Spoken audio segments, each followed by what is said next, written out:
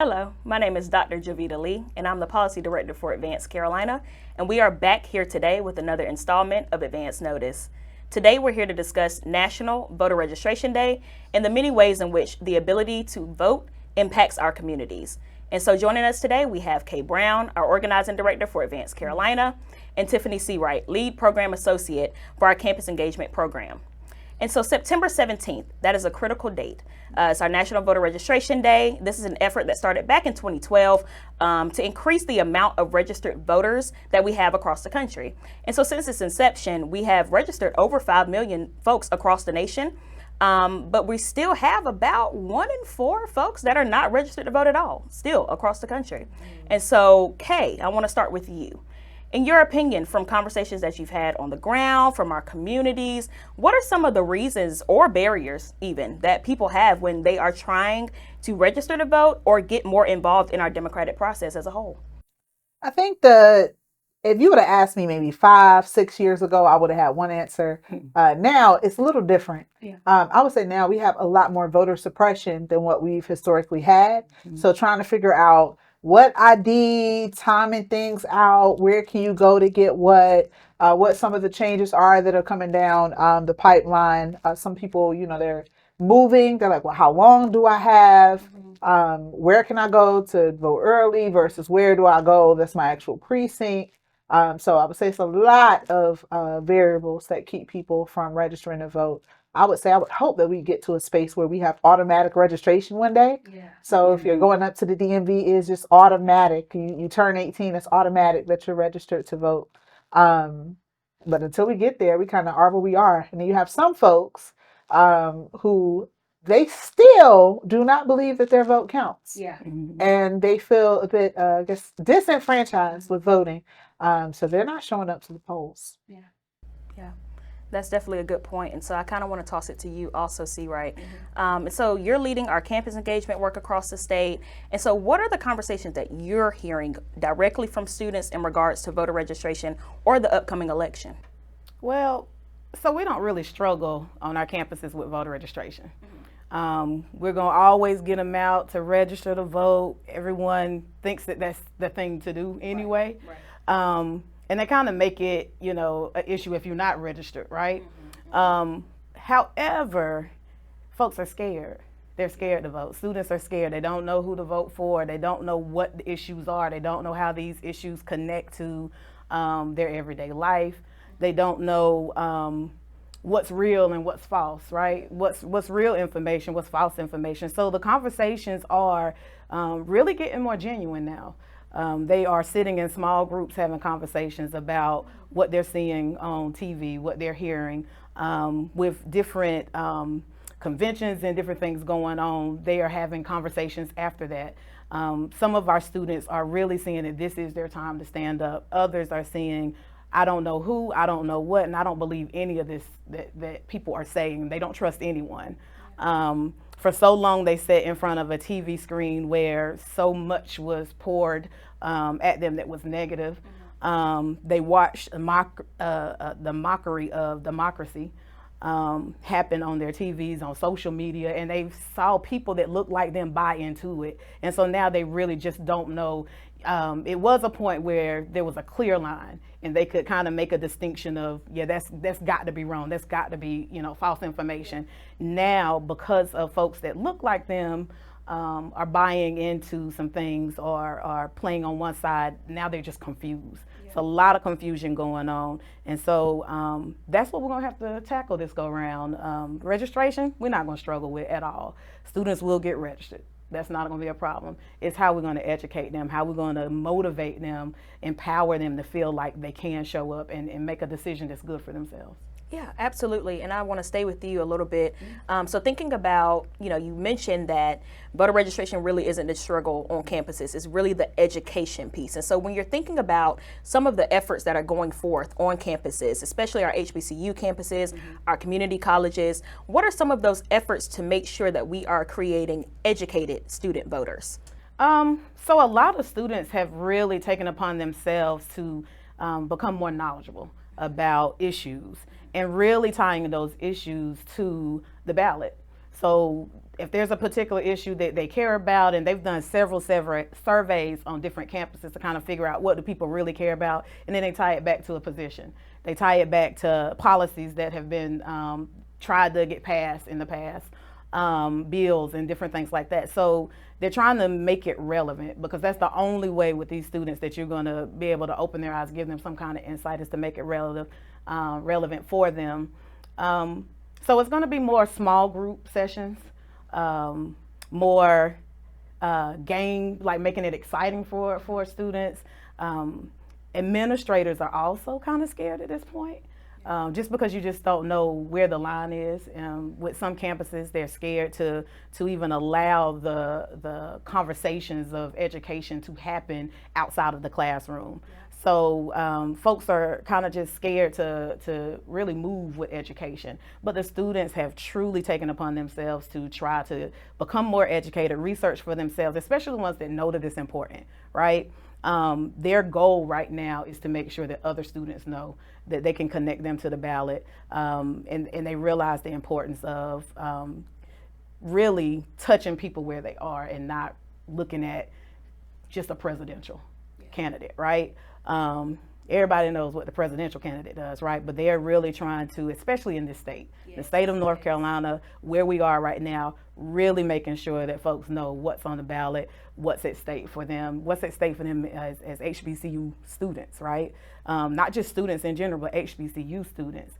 Some of the things that have come down the pipeline, making sure that they know, what this really means. And some of the decisions that have been made with the Supreme Court, what this means, like breaking that apart and making it real for them. Like, this person, if they do X, Y, Z, no longer will they be tied to any kind of judgment or any kind of jail sentencing or anything. Like, really making it make sense for them, because again, they're watching a lot of false information, and they want to make sure that they are educating each other about it.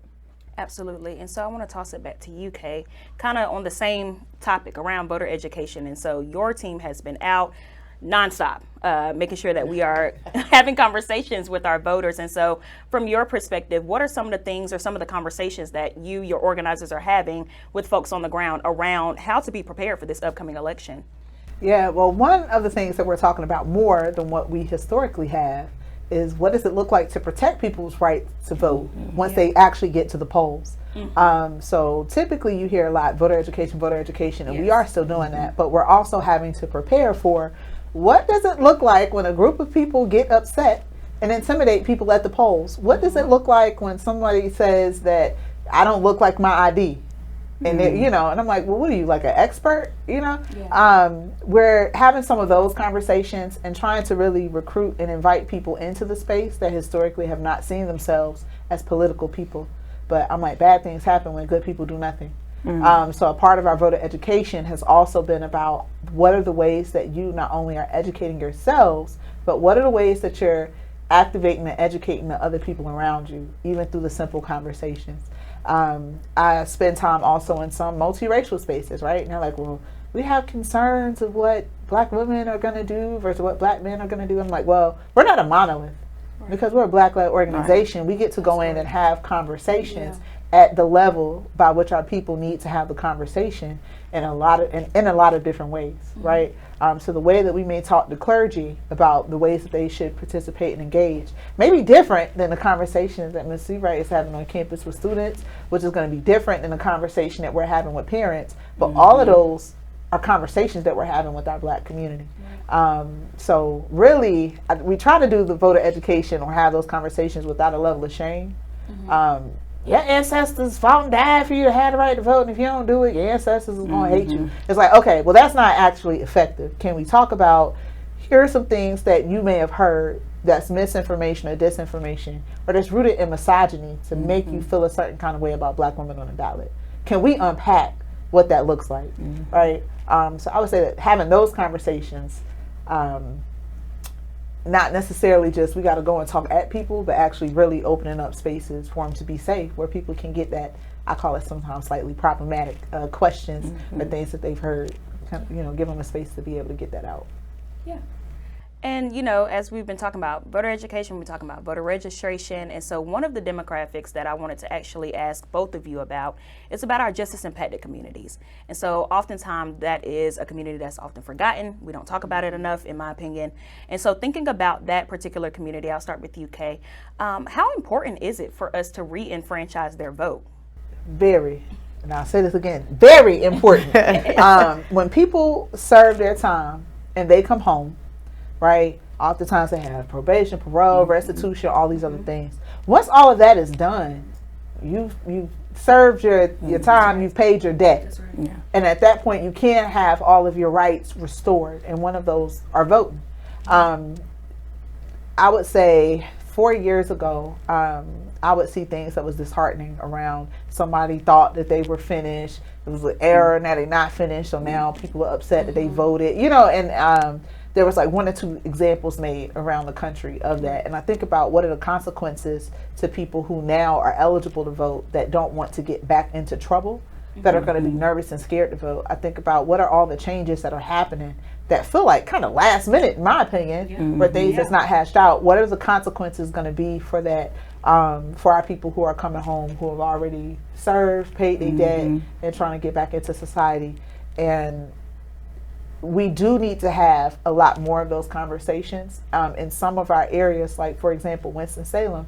They're having conversations, and I think actually had a few with the sheriff himself around, well, what can we do to make sure that people who are in jail, who maybe have misdemeanors or something else that don't have felonies, are able to vote, right? Because sometimes people think because they've gotten in trouble, that means that they can't vote. Unless it's a felony, you have not lost your voting privileges, even if you are actively in jail. So I think that more information about that needs to happen. We're doing all we can to get some of that information out. And we're working with groups like Second Chance Alliance and Florida Justice, who primarily work with impacted people on what are some of the ways that we can connect and be a resource. Absolutely. Anything to add, Seawright? And I would say, from a campus perspective, I think we assume that students are so far removed from that, and it's the opposite.